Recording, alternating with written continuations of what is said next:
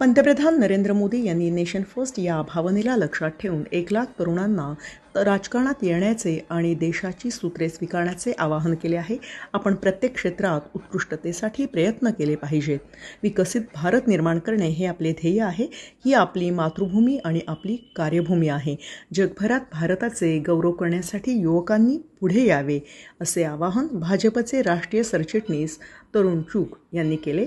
MIT world peace university आणि MIT school of गव्हर्नमेंटच्या संयुक्त विद्यमाने आयोजित केलेल्या 15व्या भारतीय छात्र संसदेच्या दुसऱ्या दिवशी प्रमुख पाहुणे म्हणून ते बोलत होते. कार्यक्रमाच्या अध्यक्षस्थानी MIT वर्ल्ड पीस युनिव्हर्सिटीचे कार्याध्यक्ष डॉ. राहुल विश्वनाथ कराड यांनी भूषवले. तसेच विद्यापीठाचे कुलगुरू RM चिटणीस उपस्थित होते.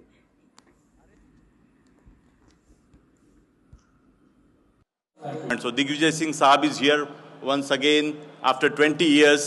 Please give him a big round of applause. 50 years in public life, the consistently role in the ruling party, opposition party. I think post-independence era, those few leaders, the faces which are popular in the country, I think one such important face is Shri Digvijay Singh Saab. Thank you for your participation today here. And who also fostered the idea of MIT School of Government last 20 years. He must have given, I don't know, over the 15 to 20 sessions for our regular batches. Some 20 batches have passed out from School of Government, and he is with us. And we have our Hemant. Can you just wave the hand to everybody? कब होगा भाई? कौन करेगा? कैसे बनेगा? इसके लिए So initially, I think some of the speakers have spoken so wonderfully well that I don't want to elaborate much about this. But this institution deals through sports to achieve the world peace. विश्व शांति की बात होती है, विश्व कल्याण की बात होती है. क्या हो रहा है क्या? बढ़िया कार्यक्रम आज भारतीय छात्र संसद का मैंने देखा है और मैं लगभग 2-3 घंटे कैंपस में घूमा हूँ, स्टॉल्स पर गया हूँ, क्लासरूम से गया हूँ. ये एक संगम है, पूरे भारत का संगम, हिमालय से लेकर सागर तक और कच्छ से लेकर गुवाहाटी तक. भारत की वाइब्रेंट सोच का संगम, आगे बढ़ने की तड़प का संगम, 1000 साल की गुलामी की दास्ता से बाहर आकर विकसित भारत बनाने के संकल्प को आगे बढ़ाकर काम करने वाले लोगों का संगम. और निश्चित रूप से यहाँ से जो विजन निकलेगा, जो नैरेटिव निकलेगा, वो नैरेटिव भारत को आगे लेके जाएगा. और मेरा ऐसा मानना है, इन्हीं में 2047 के हीरोज बैठे हैं, 2047 तक लेके जाने वाले हीरोज बैठे हैं. और सबसे बड़ी ब्यूटी है कि जहाँ सभी प्रांत, सभी जिले आए हैं, वहाँ फर्टाइल लोग आए हैं. आप उनसे चर्चा करिए, उनसे बातचीत करिए, वो आगे से प्रश्न पूछते हैं, क्वेश्चंस के आंसर देते हैं और नए क्वेश्चंस के लिए तैयार होते हैं. ये एक इस कैंपस की ब्यूटी है. मैं इसके लिए इसके रचनाकारों को बधाई देता हूँ. हमको गाली खाना जो है बुरा नहीं लगता, क्योंकि निंदक नीरे राखी एक आंगन कुटी छवाए. तो हम लोग तो निंदकों को पास में रखना चाहिए. जब तक निंदक आपके साथ में नहीं रहेंगे, तब तक आप अपनी बुराइयों को महसूस नहीं कर पाएंगे, सही रास्ते पर नहीं चल पाएंगे. इसलिए हम हमेशा से इस बात को कहते हैं, आलोचना अच्छी बात है, आलोचना होना चाहिए, लेकिन आलोचना से वैमनस्यता नहीं बढ़ना चाहिए. और यहीं स्टेडियम की स्पोर्ट्समैनशिप आती है. साथियों, मैं मेरी स्कूल टीम का हॉकी, क्रिकेट, फुटबॉल तीनों का स्कूल टीम में था. स्क्वॉश रैकेट्स के लिए मैं अपने कॉलेज में तो था ही नंबर 1, मध्य प्रदेश का नंबर 1 था, सेंट्रल जोन का नंबर 1 था. CCI में, Rajdeep, you can see there's a court in CCI where I have opened that court, I've opened that court. And I participated in the nationals. I reached semi-finals, but I was defeated in semi-finals. Probably if I had sort of given up my studies as an engineering student and played more squash, probably I would have come in the first ranking. But still, the point I'm trying to make is that to me, in my young and student days, politics was not an issue. It was sportsmanship. And this is what I have learned in my life. Sportsmanship. I totally agree with what Rajdeep has said. What is this habit or what is patriotism? Is this patriotism? Is this nationalism? Not to shake hands with Pakistani players? Are they responsible for Kargil war? Are they responsible for Pulwama or Pahalgam? No. They are sportsmen. Why should we refuse to shake hands with them? This is not nationalism. This is not sportsmanship. This is what I want to say. Therefore, sportsmanship is something which you play a game. If you win, good. But you don't sort of rebuke or insult the team you have defeated. In fact, उनके साथ हाथ मिलाकर कंधे से कंधा मिलाकर आगे चलना चाहिए. अरे सन 2020 में नीरज चोपड़ा ने जेवलिन में गोल्ड मेडल जीता और उसने किसको हराया? नदीम को. वो पाकिस्तान का था. और 24 में नदीम ने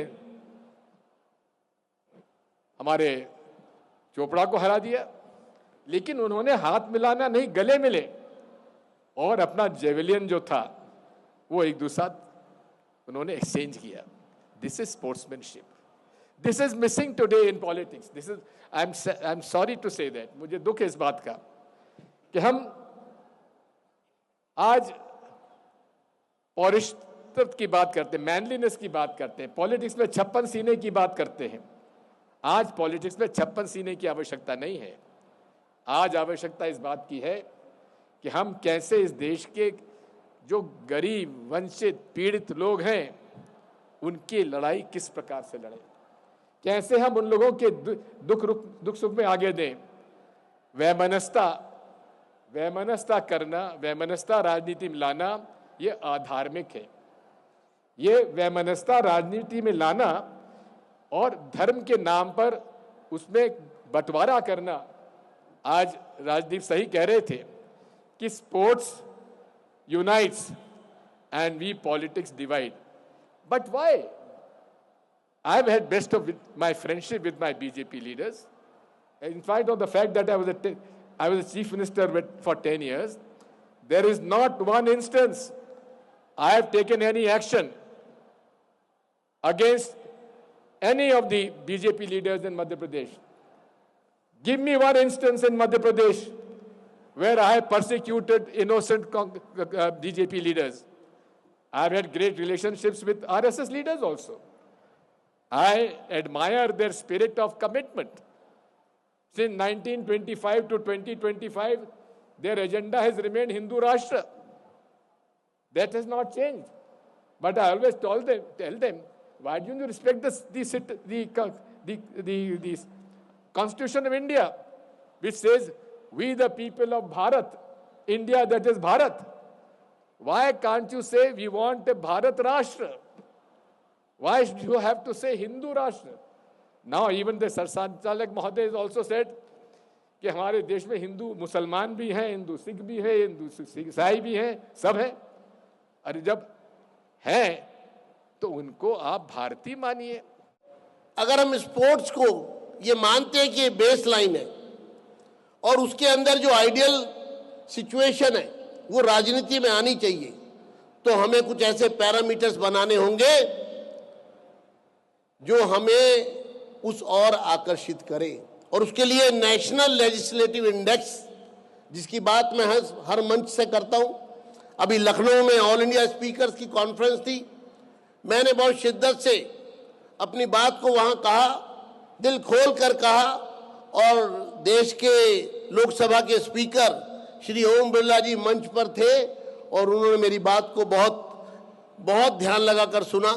सभी स्पीकर्स ने बहुत ध्यान लगाकर सुना और उसमें एक सॉल्यूशन था कि जैसे नेशनल हेल्थ इंडेक्स बनता है, जैसे नेशनल एजुकेशन इंडेक्स बनता है, हर राज्य का परफॉर्मेंस उस इंडेक्स के माध्यम से हम समझते हैं कि उस राज्य का एजुकेशन लेवल क्या है, किसी राज्य का हेल्थ मॉडल क्या है, उसकी हेल्थ स्टेटस क्या है, वो किस प्रकार की सर्विसेज दे रहा है और उसका एक डिसेंडिंग ऑर्डर बनता है। क्या ये सब लेजिस्लेशन में नहीं होना चाहिए? अगर आज पॉलिटिक्स क्या है, क्या डेमोक्रेसी इसी को कहते हैं कि एक इलेक्शन होगा, दिग्विजय की पार्टी बार बार हार जाएगी, 4 सीट 2 सीट वाली बन जाएगी उत्तर प्रदेश में और बिहार में, और फिर बड़े बड़े भाषण भी होंगे। इसके पीछे लोग क्यों भाग रहे हैं, इसको भी समझना चाहिए पार्टियों को। तो इसलिए मैं ये कहना चाहता हूं कि सिर्फ चुनाव डेमोक्रेसी में हम इसको ये नहीं कह सकते कि ये डेमोक्रेसी है, क्योंकि हमारे यहाँ डेमोक्रेटिक प्रोसेस है। जनता सरकार चुनती है, जनता सरकार चुनती है किनकी? जिनके पास बहुमत होता है। उस बहुमत में कुछ लोग मंत्री बनते हैं, मुख्यमंत्री बनता है, वो एग्जीक्यूटिव हो जाते हैं, कार्यपालिका का हिस्सा हो जाते हैं। लेकिन जो फ्लोर है असेंबली का, वो किसी एक पार्टी का फ्लोर नहीं है, वो सबका है, वो संगम है हर विचारधारा का। उस फ्लोर पर कोई दल 10% उसकी हिस्सेदारी है चुनाव के बाद, किसी की 15% हिस्सेदारी है, किसी की 20% हिस्सेदारी है, लेकिन उस फ्लोर पर हर विचारधारा का स्थान है। फ्लोर पर अगर डिस्कशन होगा, डिबेट होगी, शोर नहीं होगा। आज राजनीति का स्तर कितना गिर रहा है, किस लेवल पर आ गया है, मीडिया की भी जिम्मेदारी है। शोर मचाओ, हाउला करो, सदन में को चलने मत दो। अगले दिन अखबारों की सुर्खियां होगा, मुद्दा क्या है, डिबेट क्यों नहीं है, वार्तालाप क्यों नहीं है, तर्क वितर्क क्यों नहीं है, इसको कोई क्रिटिसाइज नहीं करता। ये कोई एक के आरोप प्रत्यारोप से काम नहीं चलेगा। जनता का फैसला सर्वोपरि है। जनता का फैसला भगवान का, ईश्वर का आदेश है, उसको पालन तो सबको करना पड़ेगा। फिर जो हारेगा उसको भी, जो जीतेगा उसको भी। ये स्पोर्ट्स की बात जब हम करते हैं तो इसमें बड़ा साफ है कि इसमें कौन लोग विपरीत परिस्थितियों में देश को और समाज को संकट से बाहर ला सकते हैं। तब होती है टीम के कप्तान की पहचान। ये टीम वर्क, ये सेल्फ ग्लोरिफिकेशन की बात अगर होती है तो स्पोर्ट्स हमको बताता है कि हमको सेल्फ ग्लोरिफिकेशन नहीं, हमें टीम भावना से खेलने की जरूरत है। जब स्टेडियम में कोई खिलाड़ी बाउंड्री पर कैच पकड़ता है, 50 मीटर से दौड़ता हुआ आता है और चीते की तरह कैच पकड़ता है और लुढ़क जाता है, तो पूरा स्टेडियम ये नहीं कहता ये फलानी जात का था, ये फलाने प्रदेश का था, एक ही आवाज गूंजती है, इंडिया इंडिया इंडिया। मुझे राजनीति पर बोलना पड़ेगा तो मैं कतरा रहा था, क्योंकि राजनीति पर बोलना आजकल खतरा है और खतरे से मैं बचना चाहता हूं। फिर मुझे लगा कि वो मुझे कहेंगे मीडिया पर बोलिए। आजकल मीडिया पर भी बोलना खतरे से खाली नहीं है। फिर मुझे लगा कि शायद वो मुझे कहेंगे कि जर्नलिस्ट किस तरह से जुडिशरी को देखते हैं, उसमें भी खतरा है। There is danger even in talking about the judiciary. फिर उन्होंने एक ऐसा सब्जेक्ट चुना है जो मेरे दिल को एक तरह से छूता है। It touches my heart because sports according to me, खेल एक ऐसा it's a space where every person के चेहरे पर मुस्कुराहट आती है. When you talk about sport, all of us smile. There is something in the power, the soft power of sport that brings people together. Digvijay Singh ji, Vijendra Gupta ji, मुझे माफ करिए, पॉलिटिक्स डिवाइड्स, राजनीति लोग को बांटती है, खेल लोगों को जोड़ता है. और ये मुझे लगता है हमारे लोकतंत्र में सबसे बड़ी एक तरह से कमी है कि हमारे नेता जो है हमें डिवाइड एंड रूल करते हैं, बांटते हैं. Hindu vote bank, Muslim vote bank, Dalit vote bank, Yadav vote bank पर वोट बैंक, और चुनने के बाद मनी की भी वोट बैंक होती है. देयर इज अ पैसे की भी वोट बैंक होती है. There is a vote bank of notes. Sports is different. I don't know how many of, आजकल तो रील्स का जमाना है. I don't know how many of you recently saw a wonderful reel या wonderful video which went viral. For the first time in the history of the Ranji Trophy, जो cricket की सबसे बड़ी डोमेस्टिक टूर्नामेंट है, after about almost 100 years, for the first time Jammu and Kashmir has reached the final of the Ranji Trophy. And remember, Jammu and Kashmir. नेता जो है वो जम्मू और कश्मीर को जोड़ नहीं सकते. They are not able to bring Jammu and Kashmir together. Kashmir Valley will vote in one direction, Jammu will vote in another. और इनको मजा भी आता है क्योंकि इनकी राजनीति उसी पर चलती है. I'm not blaming them, I'm saying politics in general. But if you saw the video that went viral of the Jammu and Kashmir team, there were Kashmiri Muslims, there were Hindu Dogras, there were Kashmiri Pandits, they were all Indians. And they were celebrating together. I have not seen in Jammu and Kashmir the BJP and the Congress and the NC and other parties working together, no. But on the sports field, I have seen the players come together, which is the first lesson I think that politicians can learn from what happens in stadiums. Sports unites where politics divides. And we are now in what we call the WhatsApp university. Not MidSoc, but WhatsApp. You get a message on WhatsApp in real time, you forward it to your friends without even finding out whether it is real or false. You are right, democracy is being undermined by misinformation. Democracy is being undermined by polarization. तुम देशद्रोही हो, तुम देशभक्त है. Who has given any of these leaders the right to give you a certificate? कौन होते हैं नेता आपको सर्टिफिकेट देने के लिए? You are a true Indian if you follow the constitution of the country. I believe there is only one holy book in this country. It is not the Gita, it is not the Quran, it is not the Guru Granth Sahib, it is the Constitution of India. And if you are able to ensure that you work according to the Constitution of India, then I believe all these threats will disappear. These threats are external and internal. There's an institutional threat and an external threat, but the Constitution gives you the power against those threats. We have to ensure we believe and trust the Constitution and follow it. Country in the world. इस देश की सबसे बड़ी ताकत इसकी विविधता है. And in a diverse society like ours, every day is a new day. इस देश में कौन जाने कल क्या हो. I always refer to the famous song of Kishore Kumar to define India. जिंदगी एक सफर है सुहाना, यहाँ कल क्या हो किसने जाना. So in journalism, nothing startles me. In India, nothing startles me. Nothing is